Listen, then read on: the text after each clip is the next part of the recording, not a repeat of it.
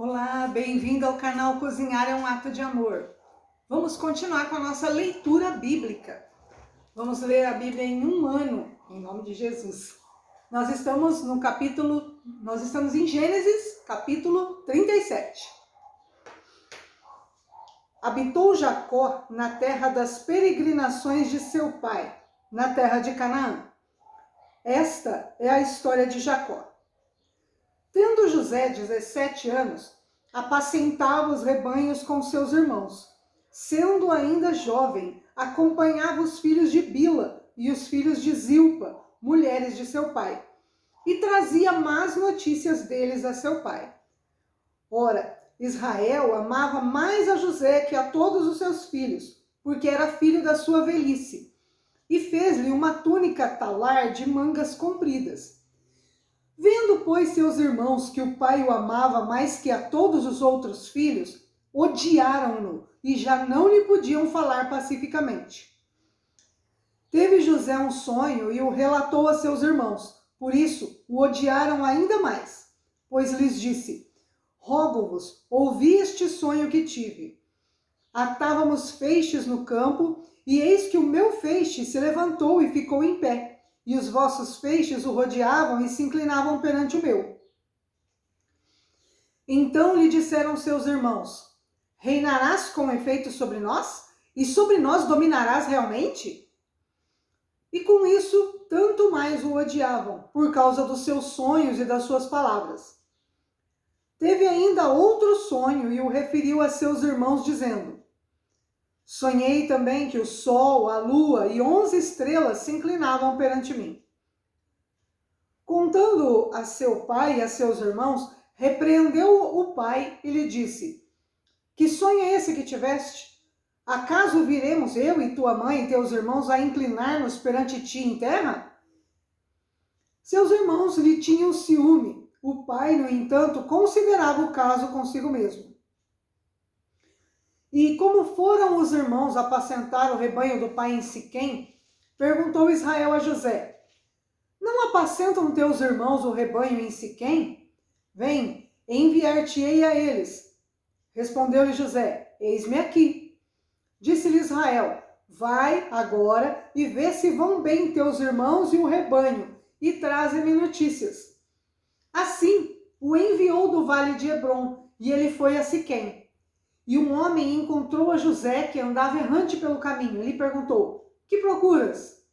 Respondeu: procuro por meus irmãos. Dize-me, onde apacentam eles o rebanho? Disse-lhe o homem: foram-se daqui, pois ouvi-os dizer: vamos a Dotã. Então seguiu José atrás dos irmãos e os achou em Dotã. De longe o viram, e antes que chegasse, conspiraram contra ele para o matar. E dizia um ao outro: vem lá o tal sonhador. Vinde, pois, agora, matemo-lo e lancemo-lo numa dessas cisternas. E diremos: um animal selvagem o comeu. E vejamos o que lhe darão os sonhos. Mas Rúben, ouvindo isso, livrou-o das mãos deles e disse: não lhe tiremos a vida. Também lhes disse Rúben: não derrameis sangue, lançai-o nesta cisterna que está no deserto, e não ponhais mãos sobre ele. Isso disse para o livrar deles, a fim de o restituir ao pai. Mas logo que José chegou a seus irmãos, despiram-no da túnica, a túnica talar de mangas compridas que trazia, e tomando-o, o lançaram na cisterna vazia, sem água.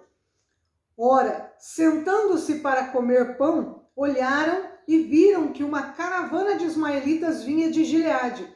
Seus camelos traziam aromatas, bálsamo e mirra, que levavam para o Egito. Então disse Judá a seus irmãos: de que nos aproveita matar o nosso irmão e esconder-lhe o sangue? Vinde, vendamo-lo aos ismaelitas, não ponhamos sobre ele a mão, pois é nosso irmão e nossa carne. Seus irmãos concordaram. E, passando os mercadores midianitas, os irmãos de José o alçaram, o tiraram da cisterna e o venderam por 20 siclos de prata aos ismaelitas. Estes levaram José ao Egito. Tendo bem voltado à cisterna, eis que José não estava nela. Então rasgou as suas vestes. E voltando a seus irmãos, disse: Não está lá o menino, e eu para onde irei? Então tomaram a túnica de José, mataram um bode e a molharam no sangue. E enviaram a túnica talar de mangas compridas. Fizeram-na levar a seu pai e lhe disseram: Achamos isso. Vê se é ou não a túnica de teu filho. Ele a reconheceu e disse: É a túnica de meu filho. Um animal selvagem o terá comido. Certamente José foi despedaçado. Então Jacó rasgou as suas vestes, se cingiu de pano de saco e lamentou o filho por muitos dias. Levantaram-se todos os seus filhos e todas as suas filhas para o consolarem. Ele, porém, recusou ser consolado e disse: Chorando descerei a meu filho até a sepultura. E de fato o chorou seu pai. Entre mentes, os midianitas venderam José no Egito a Potifar, oficial de Faraó, comandante da guarda. Capítulo 38.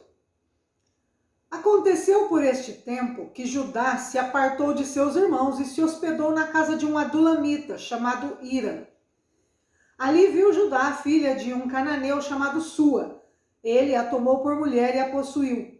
E ela concebeu e deu à luz a um filho, e o pai lhe chamou Tornou a conceber e deu à luz um filho. A este deu a mãe o nome de Onã.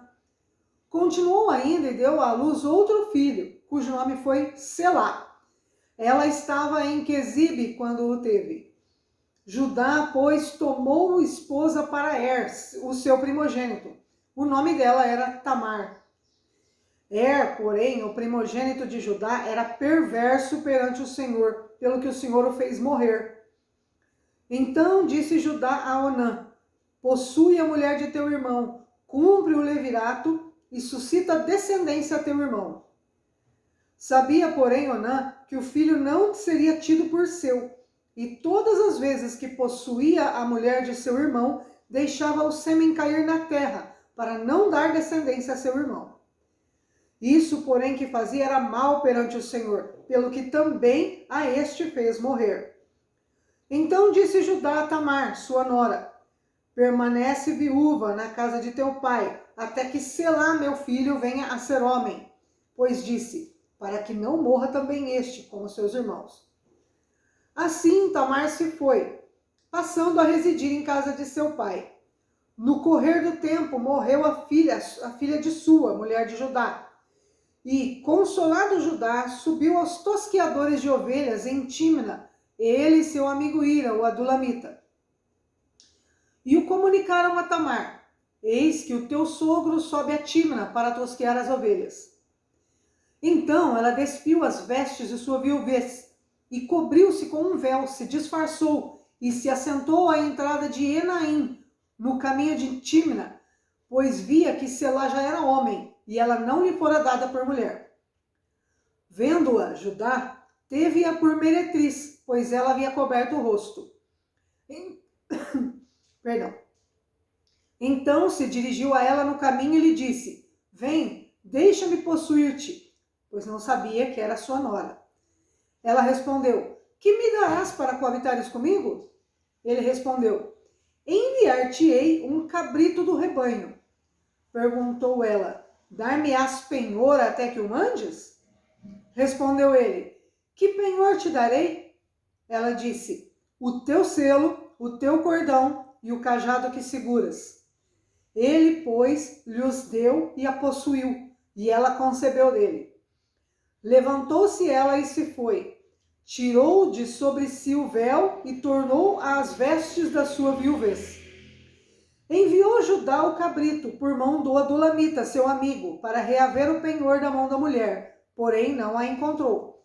Então perguntou aos homens daquele lugar: Onde está a prostituta cultual que se achava junto ao caminho de Enaim? Responderam: Aqui não esteve meretriz nenhuma.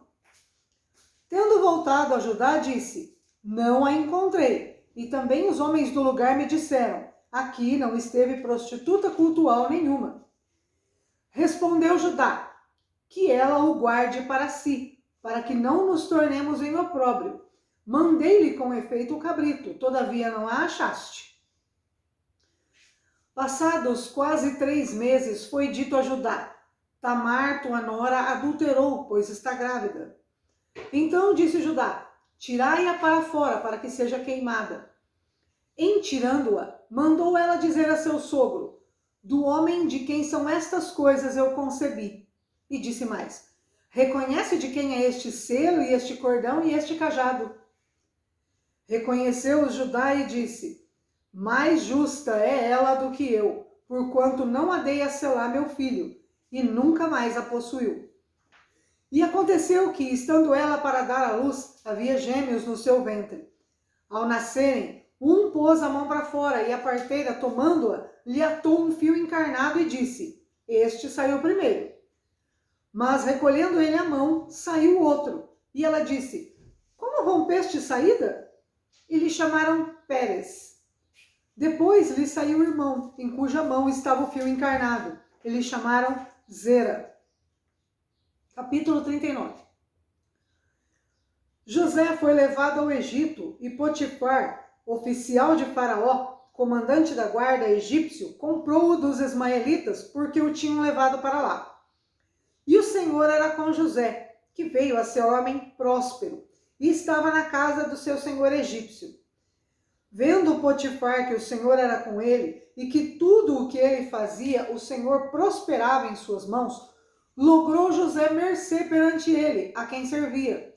E ele o pôs por mordomo de sua casa, e lhe passou às mãos tudo o que tinha. E desde que o fizera mordomo de sua casa e sobre tudo o que tinha, o Senhor abençoou a casa do egípcio por amor de José. A bênção do Senhor estava sobre tudo o que tinha, tanto em casa como no campo. Potifar, tudo o que tinha confiou às mãos de José, de maneira que, tendo-o por mordomo, de nada sabia, além do pão com que se alimentava. José era formoso de porte e de aparência. Aconteceu depois dessas coisas que a mulher de seu senhor pôs os olhos em José e lhe disse: Deita-te comigo. Ele, porém, recusou e disse à mulher do seu senhor: Tem-me por mordomo o meu senhor, e não sabe do que há em casa, pois tudo o que tem me passou ele às minhas mãos. Ele não é maior do que eu nesta casa, e nenhuma coisa me vedou, senão a ti, porque és sua mulher. Como, pois, cometeria eu tamanha maldade e pecaria contra Deus? Falando ela a José todos os dias e não lhe dando ele ouvidos para se deitar com ela e estar com ela, sucedeu que certo dia veio ele à casa para atender aos negócios, e ninguém dos da casa se achava presente. Então ela o pegou pelas vestes e lhe disse: Deita-te comigo. Ele, porém, deixando as vestes nas mãos dela, saiu fugindo para fora. Vendo ela que ele fugira para fora, mas havia deixado as vestes nas mãos dela, chamou pelos homens de sua casa e lhe disse: Vede, trouxe-nos meu marido este hebreu para insultar-nos. Veio até mim para se deitar comigo, mas eu gritei em alta voz. Ouvindo ele que eu levantava a voz e gritava, deixou as vestes ao meu lado e fugiu, saindo para fora. Conservou ela junto de si as vestes dele, até que seu senhor tornou à casa.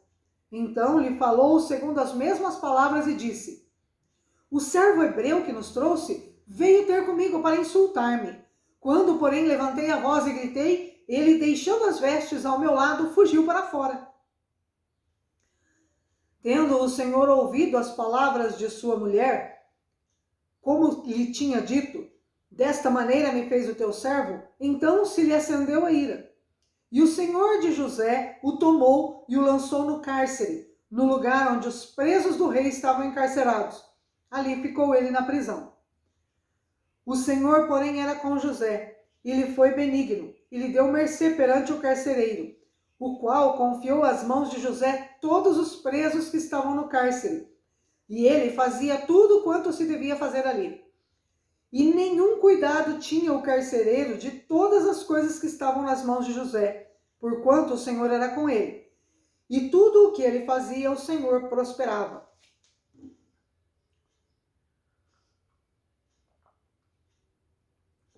capítulo 40. Passadas estas coisas, aconteceu que o mordomo do rei do Egito e o padeiro ofenderam o seu senhor, o rei do Egito. Indignou-se Faraó contra os seus 2 oficiais, o copeiro-chefe e o padeiro-chefe, e mandou detê-los na casa do comandante da guarda, no cárcere onde José estava preso. O comandante da guarda pô-los a cargo de José, para que os servisse, e por algum tempo estiveram na prisão. E ambos sonharam, cada um o seu sonho, na mesma noite, cada sonho com a sua própria significação, o copeiro e o padeiro do rei, que se achavam encarcerados. Vindo José pela manhã, viu-os, e eis que estavam turbados. Então perguntou aos oficiais de Faraó, que com ele estavam no cárcere da casa do seu senhor: por que tendes hoje triste o semblante? Eles responderam: tivemos um sonho e não há quem o possa interpretar. Disse-lhes José: porventura não pertencem a Deus as interpretações? Contai-me o sonho. Então o copeiro-chefe contou o seu sonho a José e lhe disse: em meu sonho havia uma videira perante mim, e na videira 3 ramos. Ao brotar a vide havia flores, e seus cachos produziam uvas maduras. O copo de Faraó estava na minha mão. Tomei as uvas e as espremi no copo de Faraó, e o dei na própria mão de Faraó. Então lhe disse José: essa é a sua interpretação. Os 3 ramos são 3 dias. Dentro ainda de 3 dias, Faraó te reabilitará e te reintegrará no teu cargo. E tu lhe darás o copo na própria mão dele, segundo o costume antigo, quando lhes era copeiro. Porém, lembra-te de mim quando tudo te correr bem, e rogo-te que sejas bondoso para comigo, e faças menção de mim a Faraó, e me faças sair desta casa. Porque, de fato, fui roubado da terra dos hebreus, e aqui nada fiz para que me pusessem nesta masmorra. Vendo o padeiro-chefe que a interpretação era boa, disse a José: eu também sonhei, e eis que 3 cestos de pão alvo me estavam sobre a cabeça. E no cesto mais alto havia de todos os manjares de Faraó, arte de padeiro, e as aves os comiam do cesto na minha cabeça. Então lhe disse José: a interpretação é esta: os 3 cestos são 3 dias. Dentro ainda de 3 dias, Faraó te tirará fora a cabeça e te pendurará no madeiro, e as aves te comerão as carnes. No 3º dia, que era aniversário de nascimento de Faraó, deu este um banquete a todos os seus servos, e no meio destes reabilitou o copeiro-chefe e condenou o padeiro-chefe. Ao copeiro-chefe reintegrou no seu cargo, no qual dava o copo na mão de Faraó, mas ao padeiro-chefe enforcou, como havia José interpretado. O copeiro-chefe, todavia, não se lembrou de José, porém dele se esqueceu. Glórias a Deus, conseguimos vencer mais um dia. Que Deus abençoe você, a sua casa, o local onde você ouve, assiste esse áudio, esse vídeo. Que Deus abençoe as pessoas da sua família. Que Deus esteja contigo aonde você for.